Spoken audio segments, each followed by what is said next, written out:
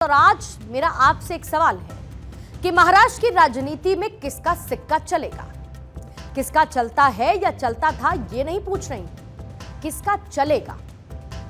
ये कुछ चेहरे इस वक्त आपकी टीवी स्क्रीन पर रखती आपको नजर आएंगे। इसमें शरद पवार आपको नजर आ रहे हैं, इसमें उद्धव ठाकरे, साथ ही देवेंद्र फडणवीस और एकनाथ शिंदे।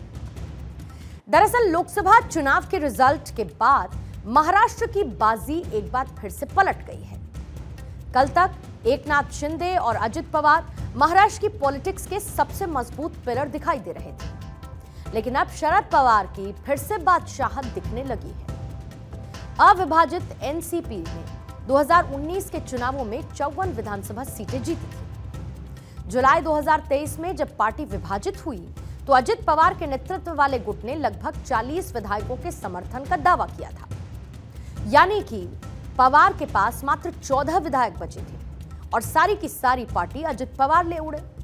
लेकिन लोकसभा चुनावों ने ऐसे नतीजे दिए कि चाचा ने भतीजे को चारों खाने चित्त कर दिया। शरद पवार की एनसीपी ने जिन 10 लोकसभा सीटों पर चुनाव लड़ा उसमें से 8 पर जीत हासिल की और उनकी पार्टी ने चुनाव में 80% के स्ट्राइक रेट से बड़ी उपलब्धि हासिल की है। भतीजे और डिप्टी सीएम अजित पवार की एनसीपी ने जिन 4 सीटों पर चुनाव लड़ा उनमें से सिर्फ 1 पर जीत हासिल की और 25% का स्ट्राइक रेट दर्ज कराया। यहां तक कि अजित पवार की पत्नी तक चुनाव हार गई। मैं बात सुनेत्रा पवार की कर रही हूं। फिर क्या था? कल तक जो विधायक, जो नेता अजित पवार के साथ आना चाहते थे, उनके अंदर खलबली मच गई। अजित पवार में भविष्य देखने वाले अब फिर से चाचा की पार्टी में अपना वजूद बचाने के लिए जाना चाहते हैं। यह दावा किया है एनसीपी के नेता और शरद पवार के पोते रोहित पवार ने। उन्होंने कहा है कि एनसीपी के कई विधायक हैं जिन्होंने जुलाई 2023 में पार्टी में हुए विभाजन के बाद कभी भी पार्टी के संस्थापक शरद पवार और बाकी सीनियर लीडर्स के खिलाफ गलत बात नहीं की। वो अजित पवार गुट के 18 से 19 विधायक अब हमारे संपर्क में हैं। ये विधायक सुप्रिया सुले, जयंत पाटिल और मेरे संपर्क में भी हैं।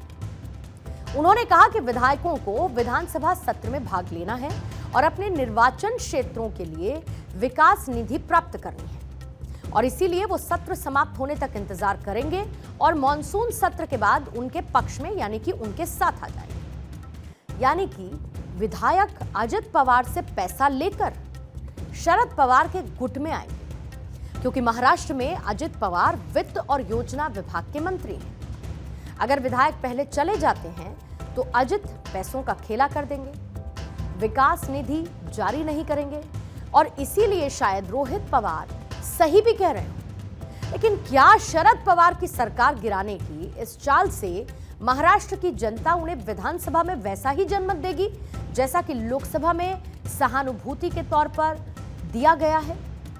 या फिर शरद पवार आज भी महाराष्ट्र की राजनीति के वो धुरंधर हैं जिनका सिक्का हमेशा चलता है?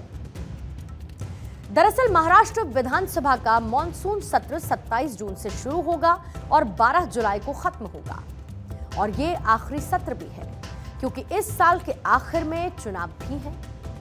अब सवाल यह भी है कि क्या चुनावों से पहले सरकार गिराने की कोशिश शरद पवार गुट को महंगी नहीं पड़ेगी? अब बात करते हैं देवेंद्र फडणवीस और अजित पवार की। ये कॉम्बिनेशंस हैं। शिवसेना ने बीजेपी का साथ छोड़ा था कि उद्धव ठाकरे मुख्यमंत्री बनेंगे।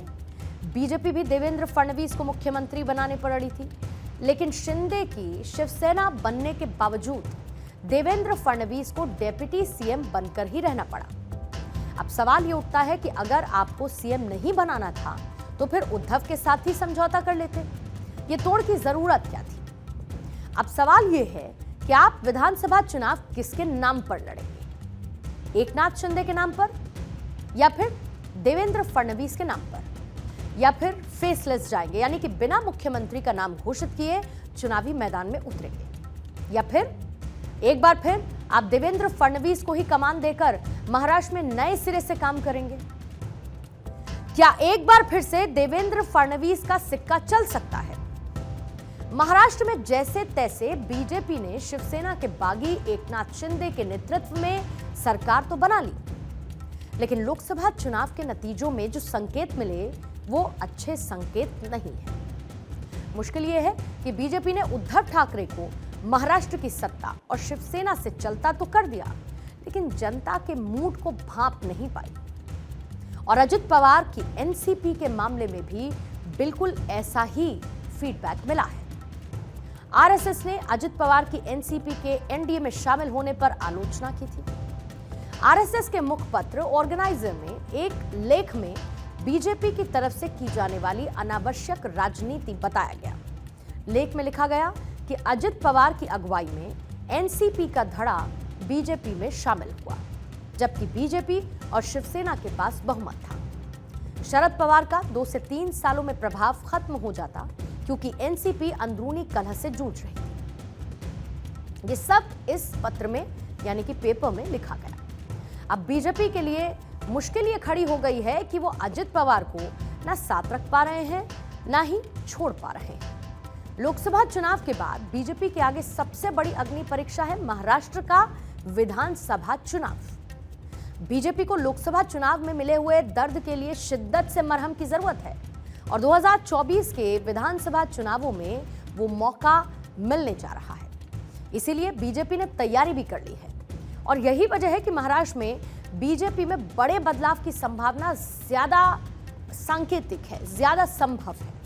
विधानसभा चुनाव के लिए बीजेपी ने प्रभारी और सह प्रभारी नियुक्त किए। मोदी शाह के बेहद भरोसेमंद और बार बार आजमाए हुए रणनीतिकार भूपेंद्र यादव को महाराष्ट्र का प्रभारी बनाया गया। अश्विनी वैष्णव को बीजेपी ने सह प्रभारी नियुक्त किया है। बीजेपी प्रदेश अध्यक्ष मुंबई प्रभारी अध्यक्ष के प्रदर्शन की समीक्षा भी की जाएगी। और आज भी बीजेपी कोर ग्रुप की बैठक हुई। बैठक में महाराष्ट्र में लोकसभा चुनाव के परिणाम, जमीनी दिक्कतें, स्थानीय मुद्दे, नेताओं की भागीदारी जैसे कई टॉपिक्स थे जिन पर चर्चा और समीक्षा की गई। इस बैठक में महाराष्ट्र के उप मुख्यमंत्री देवेंद्र फडणवीस, प्रदेश के अध्यक्ष चंद्रशेखर बावनकुले, मुंबई के अध्यक्ष आशीष शेलार, चंद्रकांता पाटिल, साथ ही राव साहेब दानवे शामिल हुए। और आगामी विधानसभा चुनाव से पहले कोर्स करेक्शन, पार्टी के जनाधार को मजबूती देने वाले ऐसे कई विषयों पर चर्चा की गई। इसके अलावा कल देर रात भी महाराष्ट्र कैबिनेट एक्सटेंशन को लेकर सीएम एकनाथ शिंदे और दोनों ही डिप्टी सीएम ने मिलकर चर्चा की। बीजेपी हर हाल में महाराष्ट्र में जीत दर्ज करना चाहती है, लेकिन दूसरी तरफ उद्धव की शिवसेना भी ताल ठोक रही है। महाराष्ट्र में 9 सीटें जीतने के बाद वो अभी से मुख्यमंत्री पद पर दावा ठोकने लगी है। इतना ही नहीं, शिंदे गुट के 5 एमपी से संपर्क होने का दावा भी है। इसलिए कह पाना मुश्किल है कि महाराष्ट्र की राजनीति में किसका सिक्का चलेगा। ये सवाल वही जो इस खबर की शुरुआत में मैंने आपके सामने रखा था।